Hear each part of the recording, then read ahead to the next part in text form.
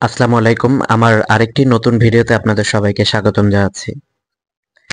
বিগত সরকারের সময় ব্যাংকিং সেক্টরে বেশ কিছু অনিয়ম এবং দুর্নীতি যখন সবার সামনে রিসেন্টলি চলে এসেছে এবং বেশ কিছু ব্যাংকের তারল্য সংকট, গ্রাহকদের আমানতের টাকা সঠিক সময়ে পরিশোধ করতে না পারা সহ নানা ধরনের অকারেন্স যখন ঘটছে ব্যাংকিং সেক্টরে, তখন কিন্তু সবার মনের মধ্যেই একটি কনফিউশন অ্যারাইজ হচ্ছে যে আসলে ব্যাংকিং সেক্টরের কি অবস্থা।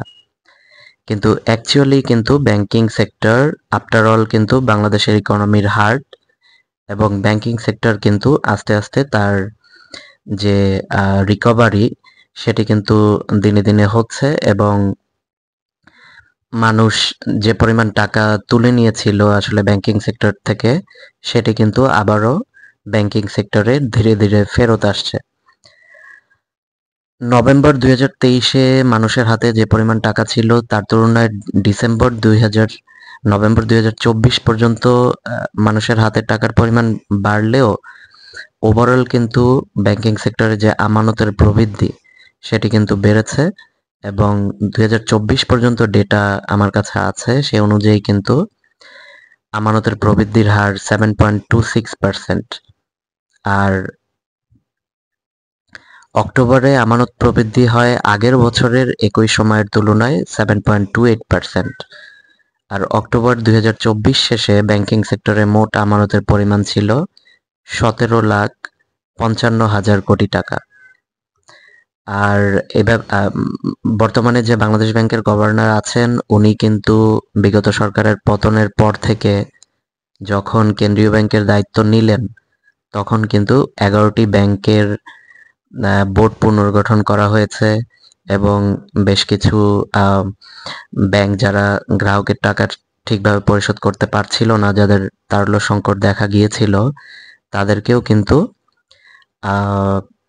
তারল্য সহায়তা দেওয়া হয়েছে। যদিও এটাকে বলা হচ্ছে যে টাকা ছাপিয়ে তারল্য সহায়তা, কিন্তু আসলে এই তার ওয়েতে তারল্য সহায়তা দেওয়ার জন্য মার্কেটের উপরে কিন্তু আলটিমেটলি ওরকমভাবে প্রভাব পড়বে না, যেটা বাংলাদেশ ব্যাংকের গভর্নর জানিয়েছিলেন যে তিনি বন্ড এবং ট্রেজারি বিল বন্ডের মাধ্যমে কিন্তু সমপরিমাণ টাকা আবার মার্কেট থেকে তুলে নেবেন।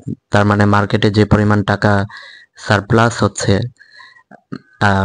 সারপ্লাস হিসাবে তারল্য সহায়তা হিসাবে যে টাকা মার্কেটে ইন হচ্ছে সেটি আবার মার্কেট থেকে ট্রেজারি বিল এবং বন্ডের মাধ্যমে কিন্তু উইথড্র হয়ে যাবে, যাতে আলটিমেটলি মার্কেটে একটা check and balance situation create হবে।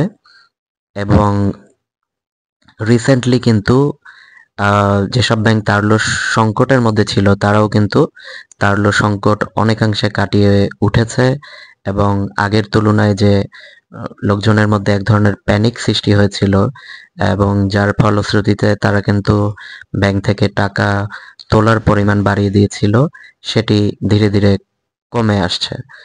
আর 2023 সালের সেপ্টেম্বর থেকে নভেম্বর পর্যন্ত 3 মাসে ব্যাংকিং খাতে আমানত বেড়েছিল 28,000 কোটি টাকা, যেটা 2024-এ এসে 32,000 কোটি টাকা হয়েছে।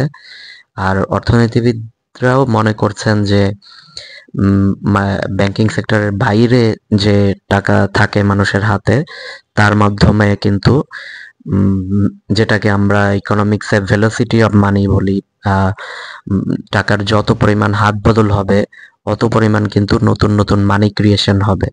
তো এটি একমাত্র সম্ভব যখন টাকাগুলি ব্যাংকিং সেক্টরে এসে কালেকটিভলি জমা হয়, কিন্তু এর বাইরে যখন থাকে, মানুষের হাতে যখন টাকাটি থাকে, মানুষ কোনো প্যানিকের বশে বা অন্য যে কোনো কারণে ব্যাংক থেকে টাকা উইথড্র করে যখন ক্যাশ হিসেবে তাদের হাতে রাখে, সেভাবে কিন্তু আসলে ব্যাংকিং সেক্টরে যে পরিমাণ মানি সার্কুলেশন হয় হাতে থাকলে সে পরিমাণ মানি সার্কুলেশন হয় না।